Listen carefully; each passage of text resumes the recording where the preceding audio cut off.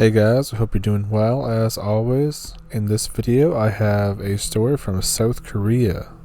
This story was posted on the paranormal board on January 2nd of 2016, so it's probably made its rounds, but I just found it and I thought it was really cool, so I thought I'd share it with you all.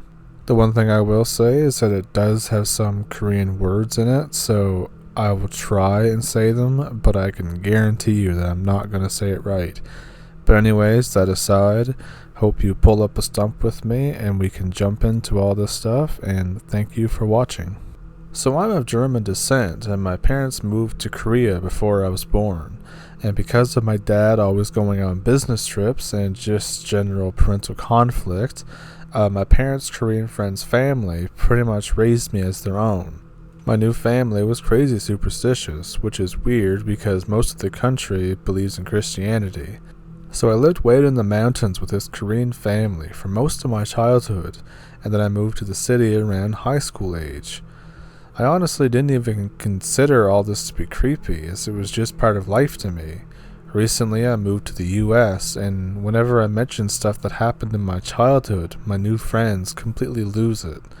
So I'll talk about a few of those and see if you guys might be interested. So here's a little bit of background. The Korean foster family that raised me is from North Korea, but they all came down during the Korean War. My superstitious grandfather, Christian grandmother, both maternal, and then the parents, which were their children, and they were the ones who were friends with my parents. They always wanted to leave the mountains, but the daughter that they had, who was my age, was pretty much my only friend during this time. The grandfather is the patriarch, and what he says pretty much goes. This includes all sorts of weird traditional stuff like rituals and a lot of creepy hiking and fishing trips. Generally, it's a pretty chill family actually. There's lots of conflict about the grandfather's superstitious stuff though, and you can kind of see that the mom is kind of losing her mind over the years for some unknown reason. But we live in the middle of the boonies, so you have to drive like 30 minutes to reach the nearest town.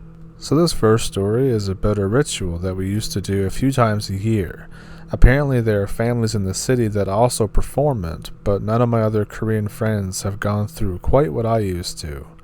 So on the death day of his ancestors, the grandfather would set up this mini shrine and prepare a whole bunch of food. It only has to be specific kinds of dishes and has to be arranged according to color and size. After setting up the food on special tables in the living room, my grandfather reads a handwritten letter, generally following the lines of "Everyone misses you, rest well, please take this offering of food in peace," and burns it. He sometimes adds a line about me, something like "Please excuse the blonde boy, we're taking care of him," as the ritual usually is only performed by the Korean family. Everyone takes turn bowing in a special ceremonial way. When everyone is done bowing, the grandfather turns off all the lights, and everyone hides in the kitchen for about half an hour. You always have to clear your throat before walking out again, so as not to startle the ancestors, my grandfather says. The food is partially eaten, the utensils are dirty, and the seat cushions are all warm.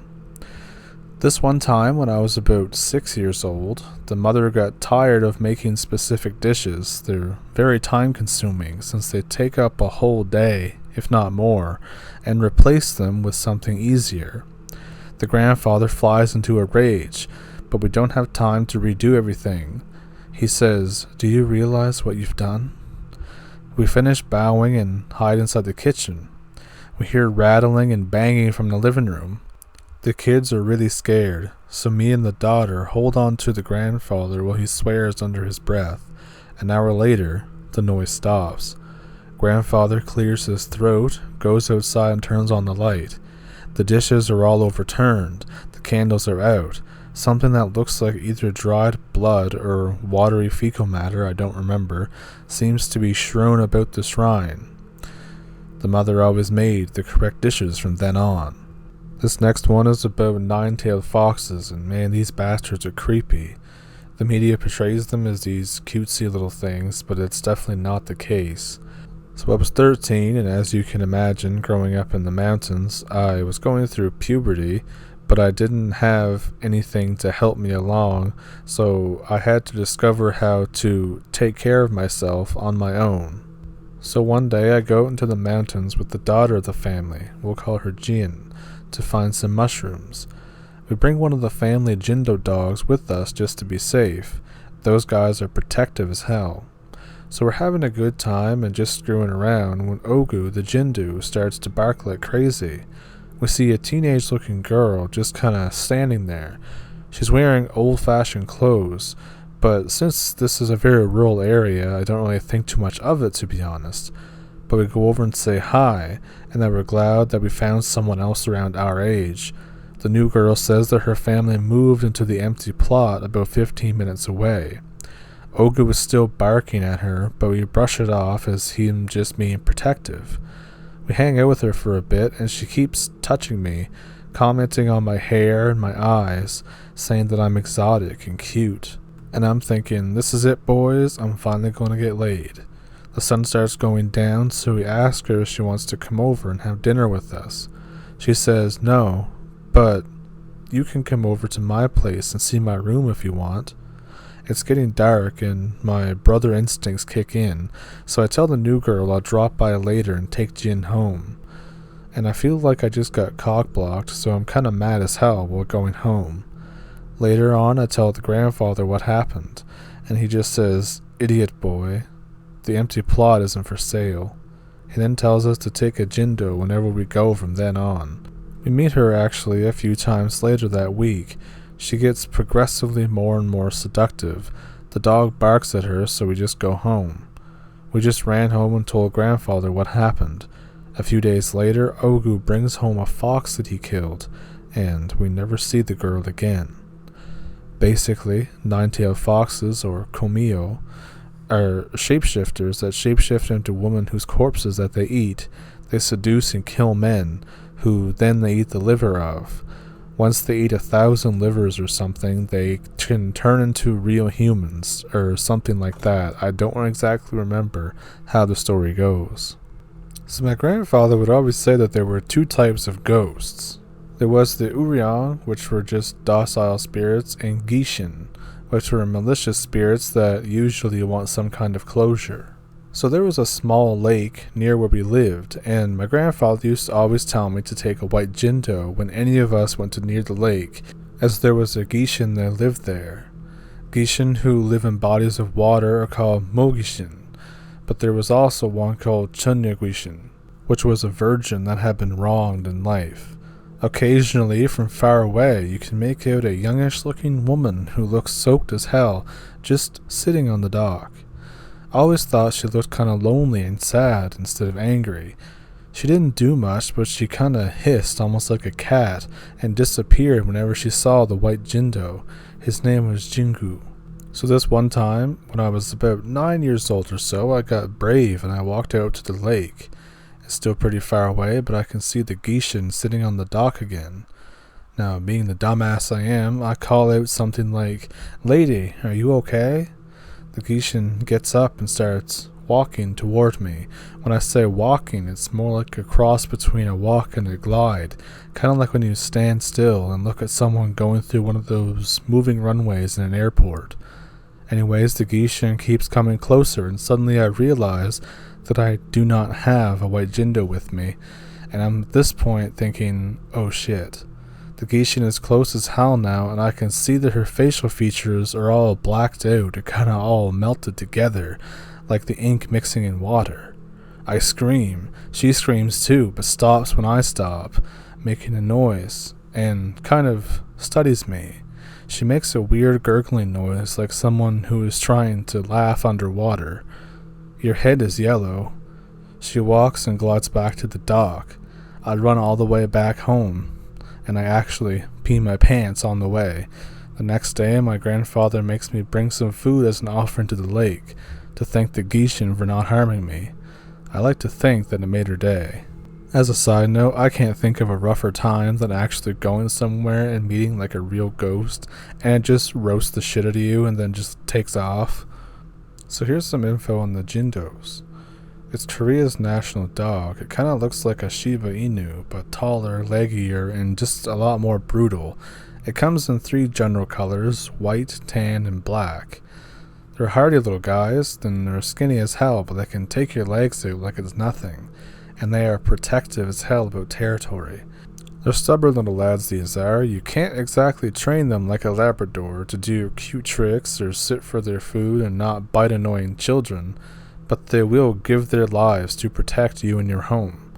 In Korean superstition, white jindos chase away evil spirits, tan jindos can fight their way out of anything, and black jindos make spirits accept you as one of them. Grandfather rarely had black jindos. He was a fighter, so he had a bunch of tan jindos and some white ones for the kids. I'm pretty sure the shotgun he had in his closet was also illegal, since you can't own a gun in Korea. So, when I was 11, our toughest tan jindo died. More on that later. So the grandfather got another one. He's a hard one even when he's a puppy. He's loyal as hell to grandfather and Jin. By the time he's only 1 year old, he's bigger and brawnier than all the other dogs. His name is Suku. So one day, Jin wants to go down by the creek and catch some fish. Grandfather tells her to take a white jindo, but she takes Suku instead. Contemplate going with her, but I was helping my grandmother out with some chores, so I kinda stayed behind. Besides, I get the feeling that her mom started to hate me being around her too much. A few hours later, we hear something that sounds like a tiger from the mountains.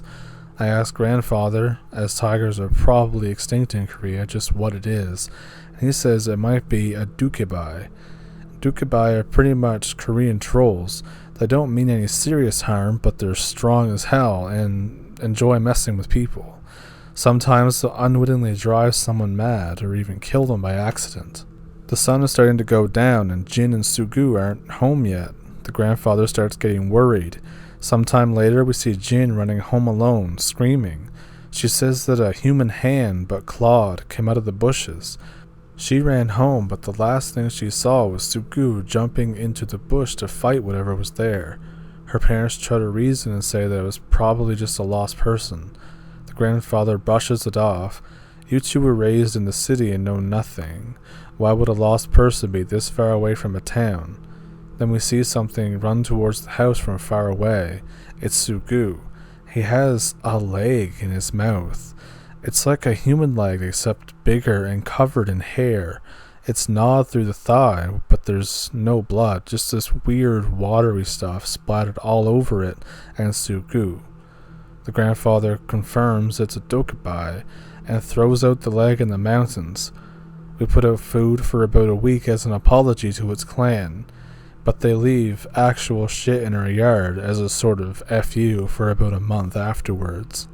The thing about growing up in rural Korea as a foreigner is that if you run into a spirit, they're either going to be extra hostile towards you or they're going to be too busy laughing their ass off to actually kill you.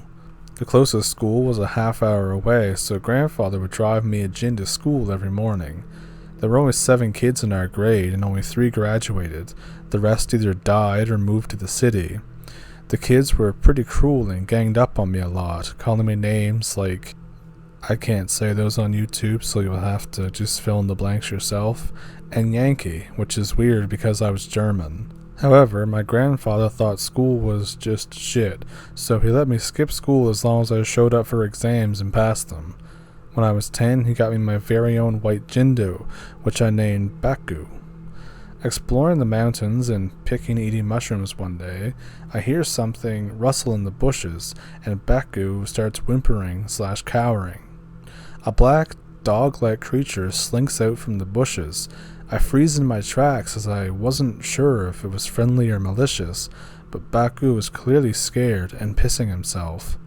It looks like a cross between a big dog and like a leopard, but it has a long snout. Its fur looks like it's smoldering or ablaze or something, although there was no fire or heat coming from this thing. The thing makes a snarling, growling motion, but no sound comes out of its mouth, and I am absolutely convinced that this is how I die. But I hear a gunshot go off in the distance, and I remember that grandfather has his illegal gun. Another gunshot goes off. This time, so close to my ears, my whole skull feels like it's ringing, and I can even see the bullet whiz by. The thing bolts after the bullet down over the hill and is gone. I hightail it out of there with my dog and grandfather. What I ran into turned out to be a Bulgasari.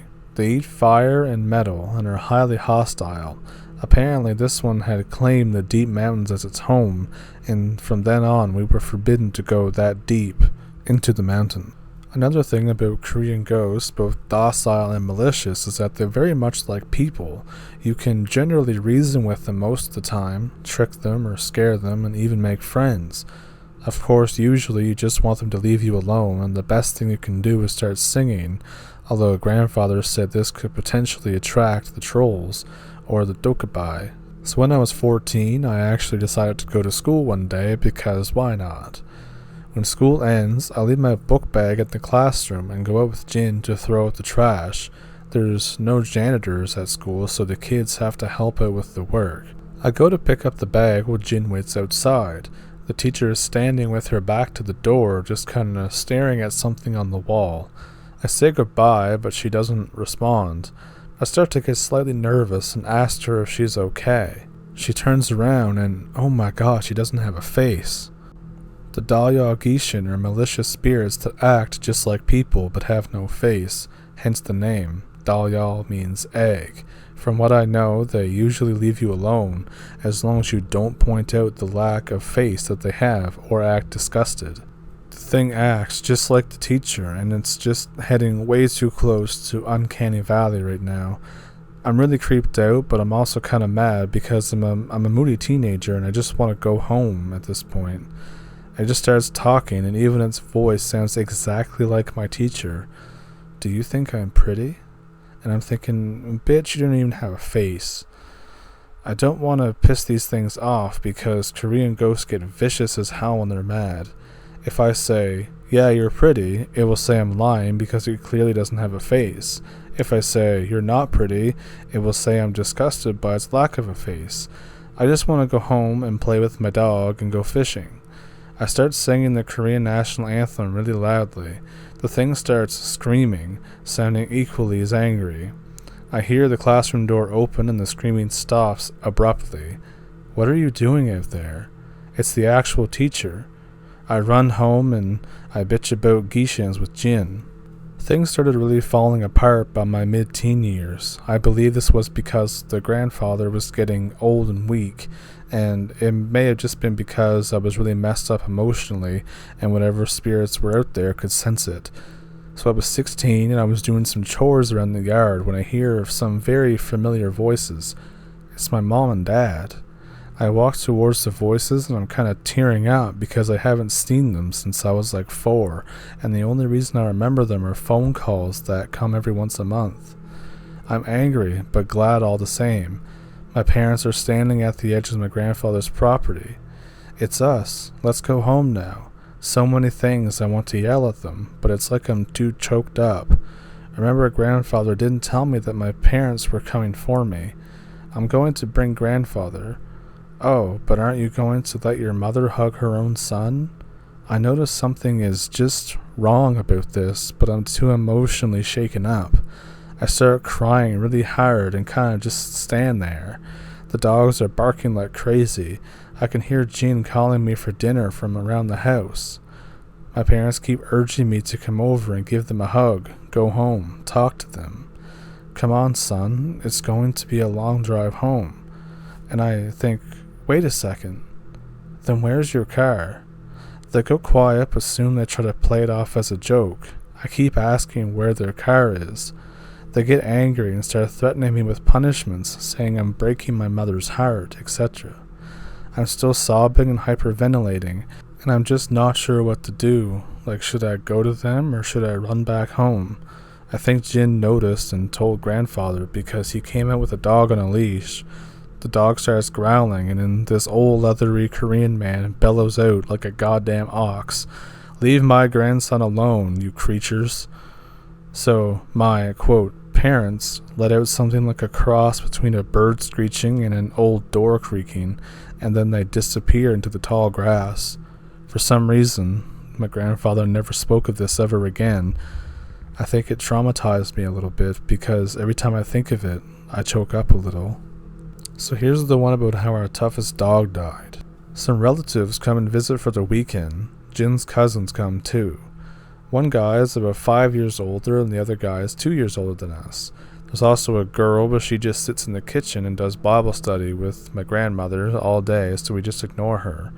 We try to get along, but the cousins are just way too boisterous, yelling cuss words in the mountains, throwing rocks at deer.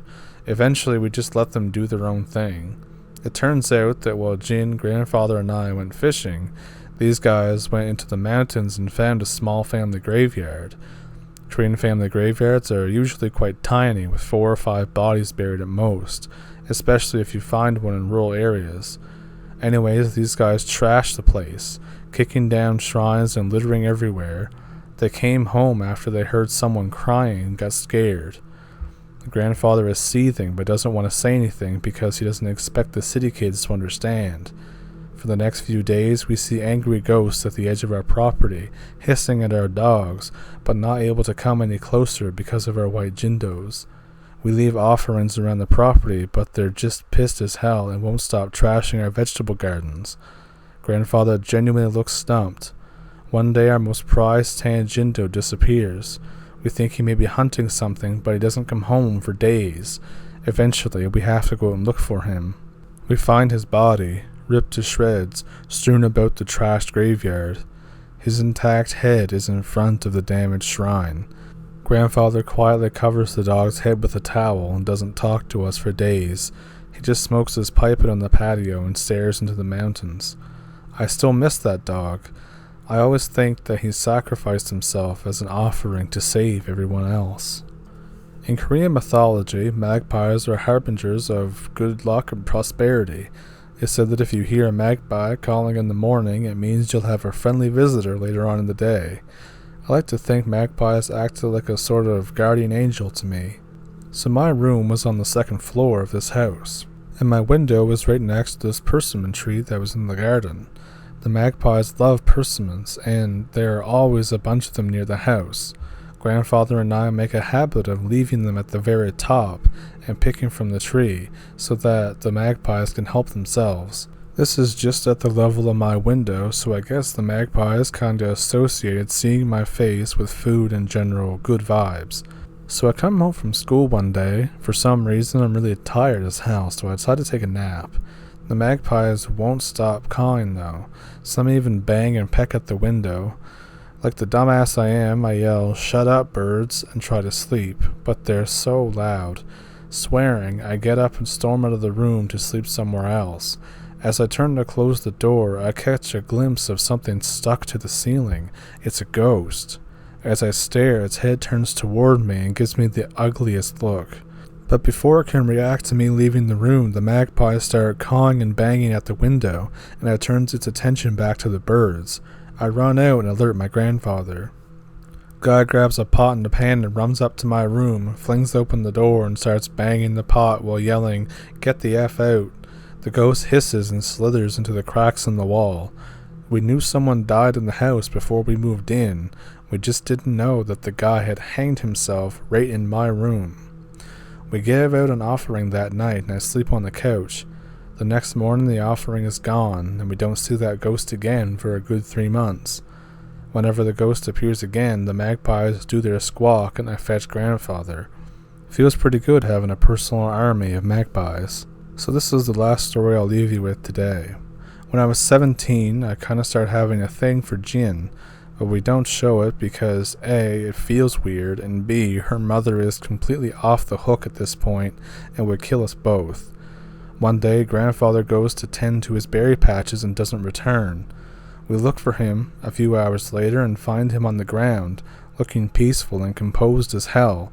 It's like he just laid down to take a nap and never got up. The doctors tell us he died of a heart attack. I am absolutely shocked. The man who took me in after my own family put me aside, taught me all the values I ever held dear, basically kept me alive all these years in a patch of mountain crawling with unknown creatures, was gone, just like that.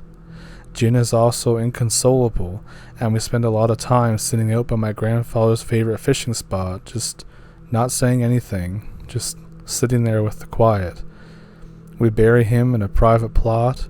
Jin and I go to his grave every day to clean his shrine. A few months later, grandmother sells our house and we move to the city. All the dogs are sold too, including mine. I'm too shocked to pretend nothing happened and live with my adopted family, and I'm too angry to live with my biological family. My grandmother gives me enough money to rent a small apartment, barely larger than a closet. I couldn't focus on anything, so I failed my college entrance exams. I barely scraped by, flipping burgers, working at gas stations, convenience stores, and stocking warehouses. In a way, it's more peace than I've ever known, because there's no ghost in my apartment. Sometimes I wonder about what happened to Jin as we grew apart, and I knew her mother was off her rocker and sometimes physically hurt her. Meanwhile, she eventually did get accepted into a good college, I found out. We decided to go to grandfather's grave and show him the acceptance letter, as well as perform the ritual. We also have plans to not really talk to each other ever again, because at this point our relationship was getting weird. It's getting dark. Just before we leave, Jin places her acceptance letter on grandfather's shrine. Suddenly her mother starts screaming, "He's dead, you crazy kids. He can't effing hear or see any of this shit." She accuses grandfather of being crazy and then yells at Jin for being stupid enough to believe in all that BS. We try to argue back, but you saw everything too, but she's just raving at this point. Eventually she calms down enough for Jin's dad to take her back to the car. We just sit in front of grandfather's grave for the longest time.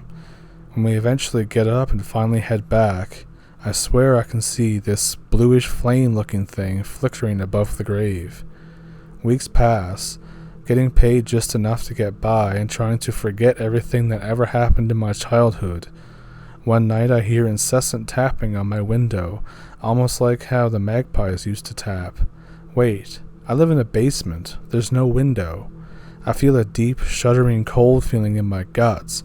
I always thought it was alerting me to a spirit nearby, but now I realize that it's fear. I run wildly into the street and catch a taxi to my grandmother's house, and there's screaming inside. The door bursts open and Jin runs out, blood on her arms and her face as white as paper. Something in her mother's head had snapped, and she grabbed a kitchen knife and slashed at Jin. "What about your dad and grandmother?" She said Dad's visiting his family, and my grandmother was too afraid to come out of her room.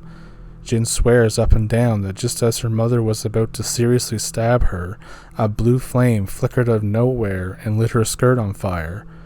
I try my best to calm her down and we call 911. Things settle down from there. Jin and I realized that nobody else will understand us as well as each other, so we started dating and we're actually getting married in the winter of 2017.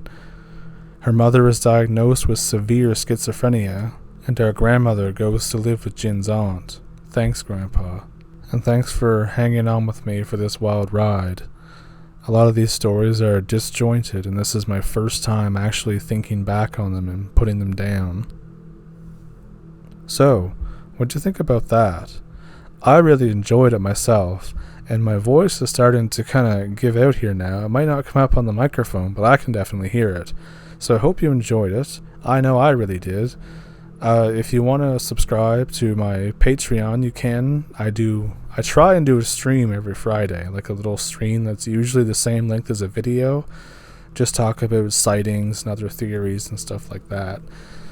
So if you want to do that, the links are in the description. I have a PayPal that if you want to donate to that, you can. You can also use that same email address to send your stories in if you have any. I lost my train of thought there. So yeah, you can send your stories in or donate to PayPal with that same email address. I'm going to get an updated one, but just things take a while with me, But anyways, like I keep saying, I'm talking in circles. I hope you enjoyed it. Thank you for pulling up a stump, and I shall see you in the next one. I hope you have a good week. I hope your weekend was great, and yeah, I'll catch you in the next one. Thanks for watching.